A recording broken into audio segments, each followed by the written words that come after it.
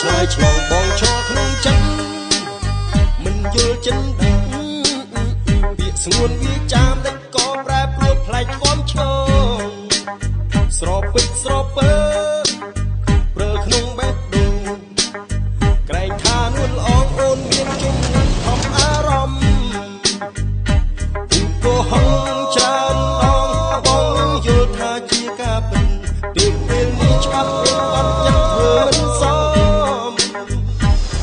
នឹករឿងកត់ឡងណែបងខ្វាក់រជិះកត់រងពេលពីសុំចំថាចិត្តអូនក្លាប់រត់ជួបព្រឹកពីផ្សៃ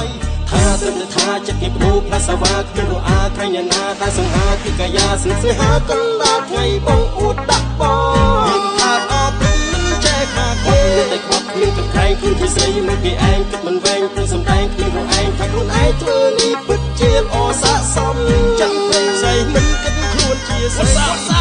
អចា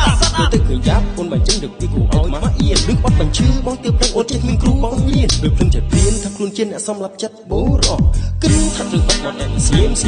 ចាំមើលស្រីដែលនៅសាវ៉ៃនឹងតែអត់តែប្រុសមិនពេលណាទៅខ្ញុំគេបាច់ស្រៀតកុំឲ្យចំសៀតឲ្យនឹងបងប្រាប់បន្លំដូចខ្ញុំថាត្រឹមតែថាចិត្តគេប្រូថាសាវ៉ាគ្មានរអាក្រែងអ្នកណាតាសង្ហាគឺកាយាស្នេហាកណ្ដាលថ្ងៃបងអួតដាក់បងអត់ថាព្រឹកមិនចេះខ្មាស់គេអត់តែអត់នឹងគឺក្រែងខ្លួនជាស្រីមើលពីឯងគិតមិនវែងព្រឹងសំដែងគ្មានរឯងថាខ្លួនឯងធ្វើនេះពិតជាអស័ក្តិសមចិត្តព្រៃផ្សៃមិនគិតខ្លួនជាស្រីថាត្រឹមតែថាចិត្តគេប្រូថាសាវ៉ាគ្មានរអាក្រែងអ្នកណាតាសង្ហាគឺកាយាស្នេហាកណ្ដាលថ្ងៃបងអួតដាក់បងអត់ថាព្រឹកមិនចេះខ្មាស់គេអត់តែអត់មានគឺក្រែងខ្លួនជាស្រីមើលពីឯងគិតមិនវែងព្រឹងសំដែងគ្មានរឯងថាខ្លួនឯងធ្វើនេះពិតជាអស័ក្តិសមចាំព្រៃផ្សៃមិនគិតខ្លួនជាស្រីមាន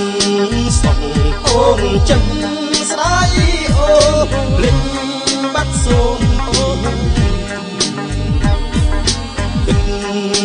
ទៀតអូគង់ទ្រាយបេះដូងកាត់ចិត្តម្ដងអូពីគង់រូបគង់អូឆាយព្រោះតែមានថ្មីអូឃើញច្បាស់ឈប់សង្ស័យអូស្រីឡងលេងរងស្នេហ៍បងមិនចេះឈឺចាប់ប្រាប់ថាចិត្តកូនម៉ែបងលែងចិត្តលែងក្បែរ